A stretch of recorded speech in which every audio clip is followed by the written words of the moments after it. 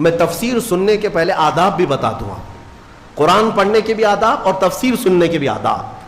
ظاہر سی بات ہے کچھ آداب وہ ہیں جو ظاہر سے تعلق رکھتے ہیں. وضو سے ہونا چاہیے نماز قرآن پڑھنے کے لیے. لا یمسہ الا المطہرون, اس کو صرف اور صرف پاکیزہ لوگ چھوئیں گے. کس کو؟ قرآن پاک کو. تلاوت کرنے کے لیے وضو شرط ہے یا نہیں؟ چھونے کے لیے سب کو پتا ہے. ادب یہی ہے, ظاہری ادب یہ ہے کہ پاک رہے, جنوبی نہ رہے, حیض و نفاس والی عورت نہ رہے. قرآن پاک کے لیے یہ ظاہری آداب ہوئے. کچھ باطنی آداب بھی ہیں. قرآن پڑھنے کے لیے کچھ باطنی آداب بھی ہیں.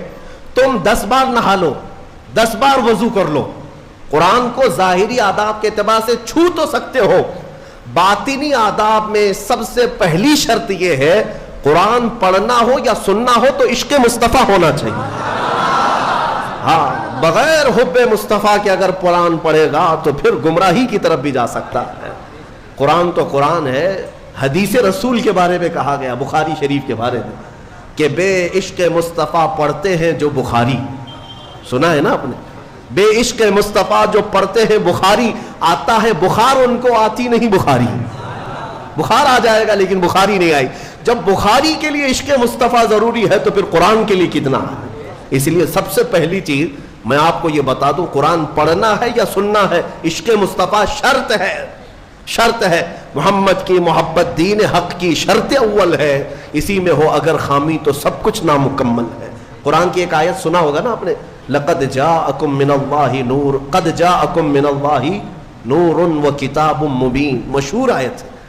اللہ فرماتا ہے بے شک اللہ کی طرف سے ایک روشن کتاب, قد جاءکم من اللہ نور و کتاب مبین, بے شک اللہ کی طرف سے ایک نور آیا اور ایک روشن کتاب. ایک نور آیا اور ایک روشن کتاب. توجہ چاہتا ہوں, کیا چیزیں آئی اللہ کی طرف سے؟ ایک نور آیا اور ایک روشن کتاب. نور کون ہے سنیوں کو سمجھانے کی ضرورت نہیں. دوسرے لوگ تعویل کرتے ہیں نور سے مراد وہ ہے, نور سے مراد یہ ہے. ہم تو کہتے ہیں صبح طیبہ میں بٹتا باڑا, صدقہ لینے نور کا آیا ہے تارا. ارے ہمارا مزاج تو یہ ہے, بریلی کے امام نے ہمیں یہ سمجھایا ہے, وہی تو جوبن ٹپک رہا ہے, وہی تو جوبن ٹپک رہا ہے, وہی تو اب تک چھلک رہا ہے. نہانے میں جو گرا تھا پانی کٹورے تاروں نے بھر لیے تھے. یعنی یہ ستاروں کی جو چمک ہے نا, تم کیا سمجھتے ہو؟ سائنٹیفک اعتبار سے کہتے ہیں کہ سورج کی روشنی کھینچ کر رات کو تارے چمکتے ہیں. ہم نے سوال کیا پھر سورج کس کی روشنی کھینچتا ہے؟ سورج کس کی روشنی کھینچتا ہے؟ وہ روشنی سمجھنے کے لیے بریلی کے امام کی زبان میں پڑھنا پڑے گا. سورج ہو کہ چاند ہو, اعلیٰ حضرت فرماتے ہیں کہ اتار کر ان کے رخ کا صدقہ, اتار کر ان کے رخ کا صدقہ, وہ بٹ رہا تھا نور کا باڑا, اچھل اچھل کر جبی, یہ چاند و سورج اچھل اچھل کر جبی کی خیرات مانگتے تھے. معراج کی شب میں چاند سورج اچھل اچھل کر جبی کی خیرات مانگتے تھے کہ اللہ یہ تیرے حبیب کا جو اترن ہے, نہانے میں جو گرا ہے اور پیشانی مبارکہ سے جو پانی ٹپکا ہے, چاند کہتا ہے وہ میری جھولی میں دے دیا جائے اور سورج کہتا ہے میری جھولی میں دے دیا جائے. جو بات میں عرض کر رہا ہوں وہ یہ ہے کہ قرآن میں اللہ نے کیا فرمایا, بے شک اللہ کی طرف سے تمہارے پاس کیا آیا, ایک نور آیا اور دوسرے روشن کتاب. جس کو ہم نے آج پڑھا وہ روشن کتاب. تراویح میں جو پڑھا وہ کون سی کتاب ہے؟ روشن کتاب. روشن ہی ہے حقیقت میں, جو پڑھتا ہے وہ بھی روشن ہوتا. روشن کتاب آئی اور ایک نور آیا. دونوں کا کیا کمبینیشن ہے, دونوں کا کیا تعلق ہے؟ اللہ کی طرف سے ایک نور آیا اور ایک روشن کتاب. یہاں اگر ایسا ہوتا کہ بے شک اللہ کی طرف سے کتاب آئی اور ایک نور آیا, نہیں, اللہ کی طرف سے ایک نور آیا پھر روشن کتاب. پتہ یہ چلا لائٹ سب بند کر دیں اور کتاب کھولیں, کیا پڑھ پاؤ گے؟ پڑھ پاؤ گے؟ ساری لائٹ میں بند کرتا ہوں اور تمہارے سامنے کتاب رکھتا ہوں, پڑھو, کچھ نہیں پڑھ پاؤ گے. ادھر سے ادھر انگلیاں پھیر سکتے ہو.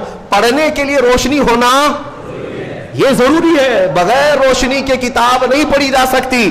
اسی لیے آیت میں اللہ نے فرمایا بے شک اللہ کی طرف سے پہلے کیا آیا؟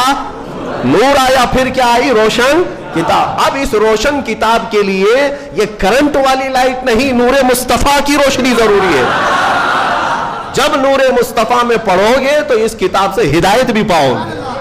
الحمدللہ اہل سنت و جماعت کے حصے میں وہ ہدایت آئی کہ ہم عشق مصطفیٰ کی زبان میں قرآن پڑھتے ہیں. الحمدللہ. آج بہت ساری باتیں تھی لیکن ایک آیت کی طرف میں لے جاتا ہوں. کچھ لوگوں کو قرآن سے ایسی ایسی چیزیں نکالنے کی عادت ہے کہ کہیں حضور کی شان میں کچھ کمی نظر آ جائے کہ حضور پاک صلی اللہ علیہ وسلم کو یہ نہیں تھا وہ نہیں تھا, ان کو وہی چیزیں ملتی ہیں, حالانکہ قرآن کا مفہوم وہ نہیں ہے, سمجھ کا ان کے قصور ہے, عربی سے نابلد ہے, ناآشنا ہے, کچھ بھی اٹکل پچھو مار کے ترجمے میں گمراہ ہو جاتے ہیں. لیکن قرآن نے آداب سکھائے. توجہ چاہتا ہوں, آج ہم نے ایک آیت پڑھی ہے سورہ بقرہ میں. اللہ تعالیٰ فرماتا ہے یا ایھا الذین آمنوا لا تقولوا راعنا وقولوا انظرنا واسمعوا وللکافرین عذاب الیم. اے ایمان والو راعنا مت کہو, راعنا مت کہو. کیا مطلب ہے اس کا؟ تھوڑا سا عربی میں سمجھا دوں. ہوتا یہ تھا کہ رسول پاک صلی اللہ علیہ وسلم جب مجلس میں صحابہ کو درس دیتے, کوئی بات اگر کسی صحابی کو سمجھ میں نہ آتی تو وہ یوں کہتے راعینا یا رسول اللہ. آپ کہتے نا پارڈن می, پارڈن می. ایک ٹیچر کو کہا جاتا ہے کہ دوبارہ ارشاد, دوبارہ ارشاد. کیوں؟ کہ آپ دوبارہ بیان فرمائیں تاکہ میں اور سمجھ سکوں. تو صحابہ کیا کہتے تھے؟ راعینا یا رسول اللہ, اے اللہ, اے رسول اللہ ہماری رعایت کر دیجئے تھوڑی سی, یعنی ہم جلد نہیں سمجھ پائے اور ایک بار بیان کر دیجئے. لیکن اسی زمانے میں راعینا صحابہ کس نیت سے کہتے تھے؟ اے اللہ کے رسول ہماری رعایت کیجیے. اسی زمانے میں یہودیوں کی زبان میں راعینا کا ترجمہ غلط تھا. راعینا کا مطلب ہوتا تھا ہمارا چرواہا, ہمارا چرواہا. تو ہوتا یہ تھا کہ صحابہ کہتے تھے راعینا یا رسول اللہ ہماری رعایت کر دیجیے اے اللہ کے رسول. یہودی جو سنتے تھے تو مذاق اڑاتے تھے. دیکھو مسلمانوں کو اپنے ہی نبی کو اپنا چرواہا کہتے ہیں, اپنے ہی نبی کو اپنا چرواہا کہتے. وہ ٹھٹا مار کر کے ہنستے تھے, مذاق اڑاتے تھے. لیکن مجھے بتاؤ میرے عزیزو, کسی صحابی کے دل میں یہ نیت تھی؟ ان کے خواب و خیال میں بھی یہ گمان نہیں کہ ہم حضور کے بارے میں ایسا سوچیں, لیکن وہ اپنی زبان میں کہہ رہے تھے. لیکن دیکھیں قانون خداوندی کو, اللہ نے اس لفظ کو بھی منع کر دیا جس کا معنی کسی بھی زبان میں الگ آ سکتا ہو. وہ جملہ میرے نبی کی شان میں بولا ہی نہ جائے, بولا ہی نہ جائے. اور عام لوگوں کو نہیں, امت میں اگر سب سے اچھے لوگ کوئی تھے تو رسول کے صحابہ تھے. ان کو اللہ نے تنبیہ کرتے ہوئے فرمایا اے ایمان والو آج کے بعد سے راعینا نہ کہو. جب اگر دوبارہ کہنے کی بات آئے حضور کی بارگاہ میں تو کیا کہو؟ اللہ نے وہ بھی سکھایا. کہو وقول انظرنا, یوں کہو نظر کرم فرمائیے. اللہ نظر کرم فرمائیے. ایسا لفظ استعمال کرو نبی کی بارگاہ میں جس کا کوئی بھی کوڑھی دوسرا ترجمہ کر بھی نہ سکے. کوئی بھی دل کے کوڑ والا مریض جو گستاخ ہے, بغض رکھتا ہے, عداوت رکھتا ہے, وہ ایسا تصور بھی نہ لا سکے.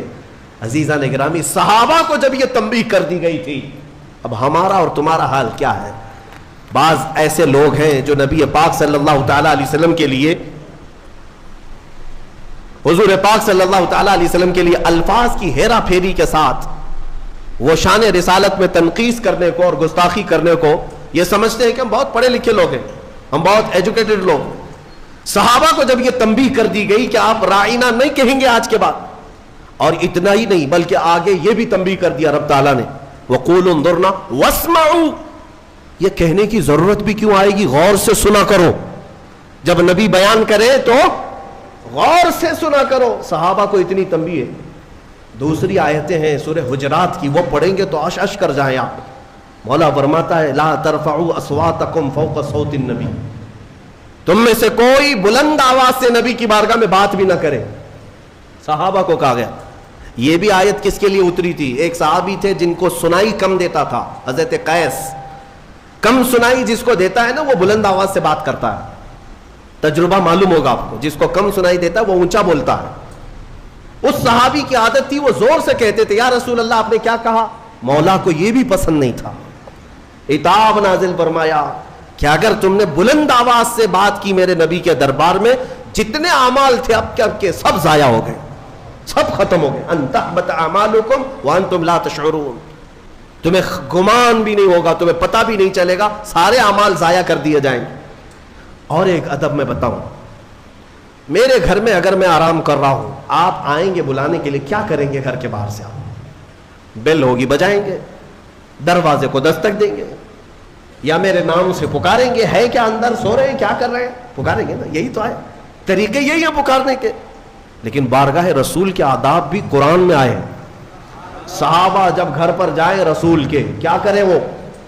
اللہ کے رسول کے گھر کے باہر جانا ہو, دستک دیں, پکاریں, کیا کریں؟